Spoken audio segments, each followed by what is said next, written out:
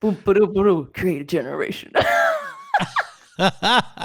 Hey, I'm Fred. And I'm Ed. And this is Create a Generation. Create a generation. All right, Frederico, what's happening this week? This week we're chatting with Chami from the channel Chami. With subscribers and followers, people come to your channel because they want to subscribe to one thing, and you have to accept that. So I lost quite a few followers. She talks about changing the direction of her YouTube channel. She started in one niche and went to another niche, and she has some interesting results. Just a quick note, this is a cut down version of this interview. If you want to check out the whole podcast, head on over to your favorite podcast platform like Apple Podcasts or Spotify, and you can check it out there. Let's get into it. Let's get into it. All right, welcome back to Create a Generation. This week we are joined by Chami. Hey. I got it right this time. Hey, I Chami. know, I'm so proud. I've been calling Chami for years, probably, I think. It's my name now. Yeah, she's very charming. Anyway, Chami, you're a creator. You're on Create a Generation. How about, instead of me stuffing up your name as well as your channel, how about you tell us a bit about what do you do? I think you were doing great. All right. So my name's Chami. My channel name is Chami. Basically, my channel is currently about lifestyle and productivity. It's moving towards that direction. It started off as a booktube book reviewing channel, and now it's grown its different direction.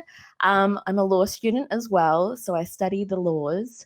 Yeah, you can hate me later about that. No one likes lawyers. Ew. And I'm also a business owner, and I run a little accessories business. That's me. Amazing. Chami, what got you started in creating YouTube content? That's a really good question. I think it came from the fact that I had no friends that liked to read. So I just had no friends that I could talk to anything about. And I thought, what better way to start a YouTube channel where I can just talk to myself and hopefully find friends. So I think it was about 2014, 2015. I had been on YouTube since 2011, making really embarrassing videos, when you're a kid and you just upload things that you really shouldn't have. No, Like you what? haven't done that? Are they still up there? Maybe. It was yeah, it was like music video. Music video YouTube where when copyright wasn't a thing and you didn't have to worry about that. When copyright wasn't a thing, I don't think copyright has ever not been a thing. I mean, yeah, people... well, you wouldn't be flagged for using bad music. That's true. Maybe when the system wasn't sophisticated enough to pick it up. Yes, when pirates roamed. Moving on. Anyway, so you're doing fun music videos that were just sort of, you had no one else to talk about your love of reading and books. So what made you think, I'll make a video about that? Honestly. So I have loved making videos as a child. I don't know what it was. So I think I just realized that it was the best platform for me, especially with having such a big personality. I feel like I've done blogging, I've done all the other jazz, but it just never felt like I could truly connect to an audience. And I think that's the beauty of YouTube, that you can truly connect to someone because they can see you, they can see your personality. And I grew up watching people and feeling like I could find friends through just watching my favorite YouTubers. And I think I wanted to be that for someone else. And when I started with books, it was just jump into a creative community that was kind of starting out then. But it definitely is not what it is today. It's a massive community now, and it's so niche. It's such a tight-knit community. It's insane. It's so good to grow in if you start out because everyone knows everyone. But then you're not booktubing anymore. No, I've distanced myself. So what happened? So what made you change? Unfortunately, when you grow up and you don't have time for reading, you can't really make videos about books that much anymore. And I think it's that thing when you start doing, start making your hobby a professional activity, like your job, that sometimes it can be off-putting and you no longer want to do it. So I really loved reading and I found so much enjoyment, and I just felt like there was so much pressure from the community to read the books that were coming out and what was popular, that I started to fall out of love with reading. And And I think so many YouTubers go through like that, not just with books or booktube, but just so many niches. And I think it's like really hard to figure out whether you should niche down or figure out a format that's more consistent that you know that your followers and subscribers like, so you can do mostly whatever you want. So I've always found that really tricky. So now that you're not booktubing, do you love reading again? Oh, that's a tough question. I would say YouTube and the fact that I worked at a bookstore kind of like threw me off reading for a bit. Okay, so what was the change? So how was was that hard to stop booktube? It Really was curious. definitely a big impact on my channel. I think a lot of people go through these niche changes. So when I moved, I just decided to move into like the productivity lifestyle area. It's very saturated, but one of the biggest things that I realized with subscribers and followers, people come to your channel because they want to subscribe to one thing. So when I started out, it was booktube. So people came and subscribed to my channel because they wanted to read books or they liked books. And when you change, you can't expect some of the people to be there. Some people like might have come to your channel to subscribe to you, which is great, and which is what you want in the end, because you want people to stay for you no matter what you do. But then some people just subscribe because they only like that content, and you have to accept that. So I lost quite a few followers when I made the change, but it was a sacrifice that I was willing to make. Nice. We're at the time, as it happened, were you okay? This is what I need to do. Let's do this. Let's rip the Band-Aid off and burn some bridges. Oh, I did not rip the Band-Aid off. I should have. No, I didn't burn any bridges. I still kept making content for my old audience, which really confused YouTube, because it was like, wait, I thought you were doing this new thing. And then you keep posting more book videos because you're trying to satisfy your subscribers. And then you're trying to go in a new direction. And it's just confusing the algorithm and everything. So yeah, I hesitated. I still posted book videos. I still tried to satisfy everyone. And when you satisfy everyone, you satisfy no one. So that's what I learned. That's exactly like one of the best points you can make when you try to satisfy everyone. It doesn't do anything.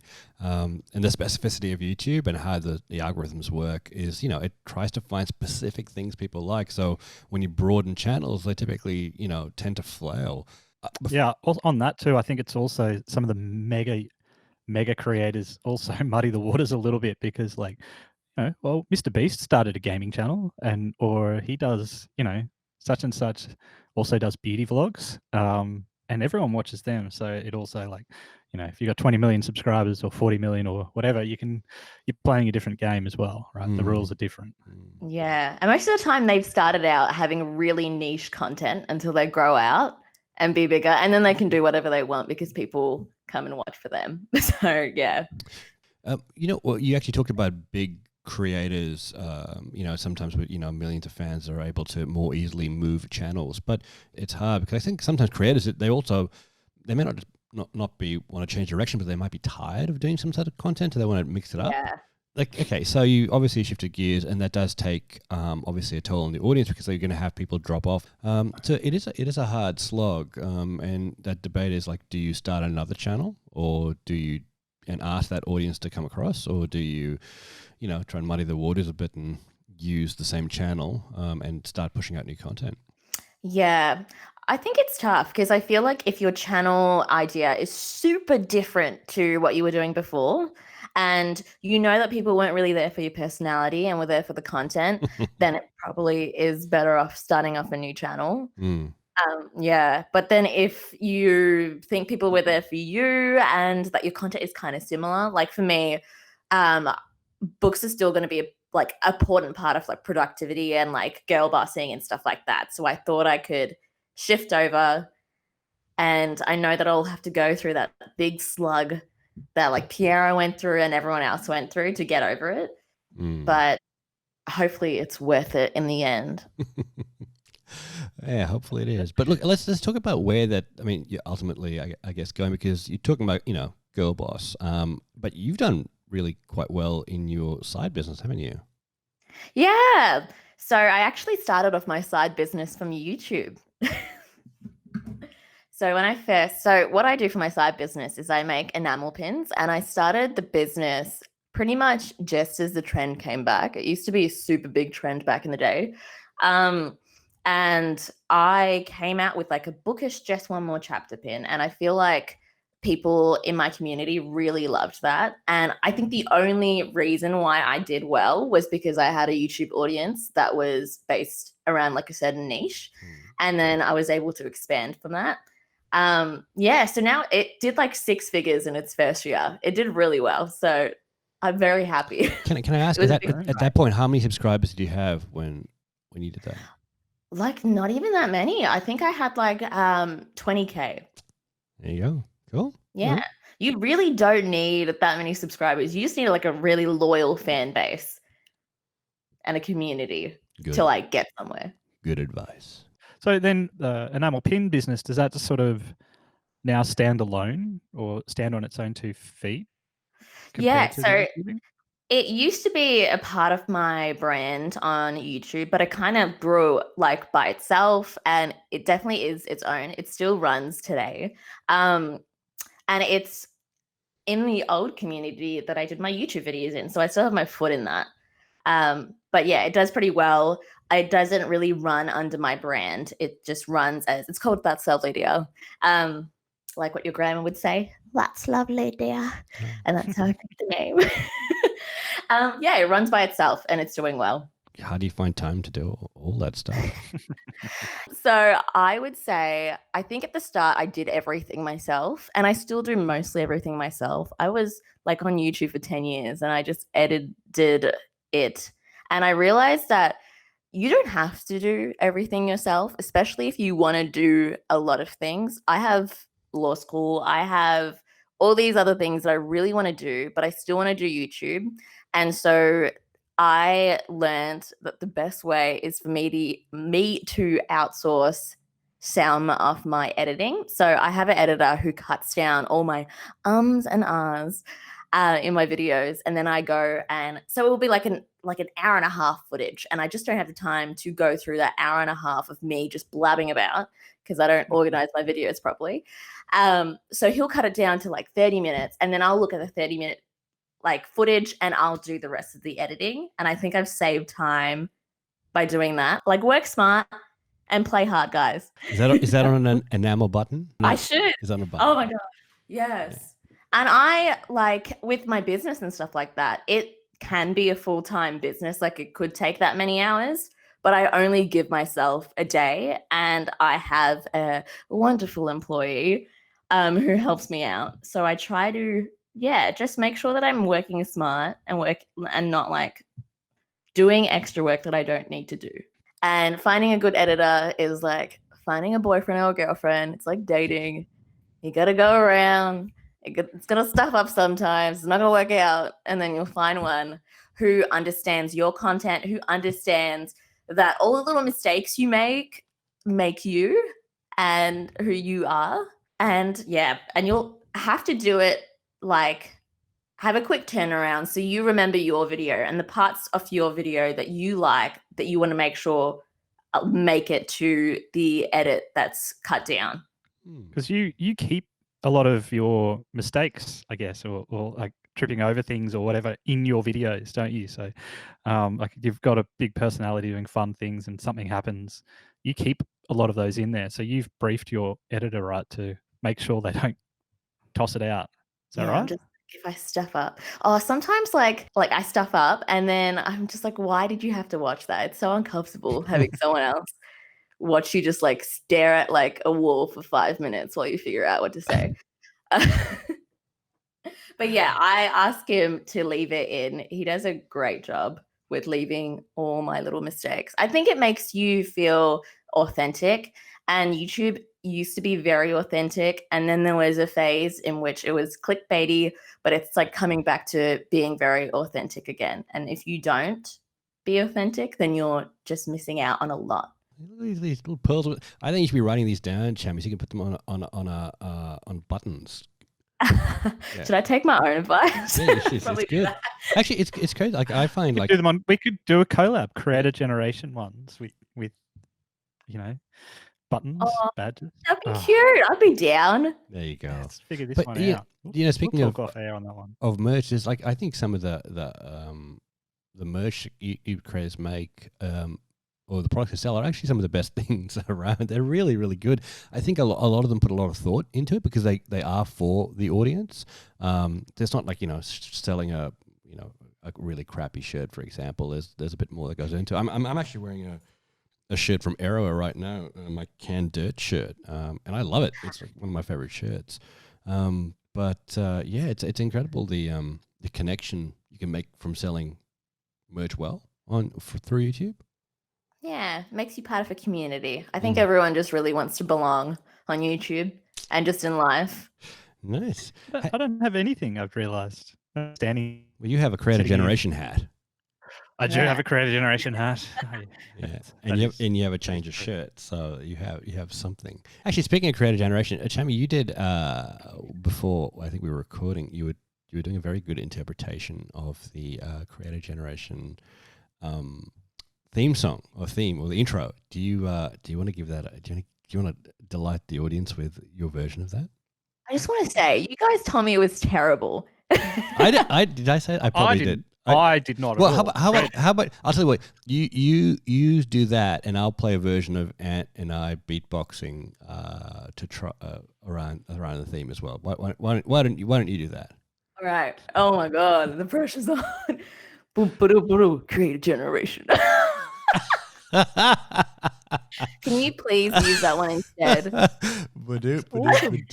Creator Generation. I love it. I like that. I think we might have to use that at the intro. I think let's see if I have the file here. Ant and I beatboxing with Tom Thumb, who did the actual intro music. I'm impressed.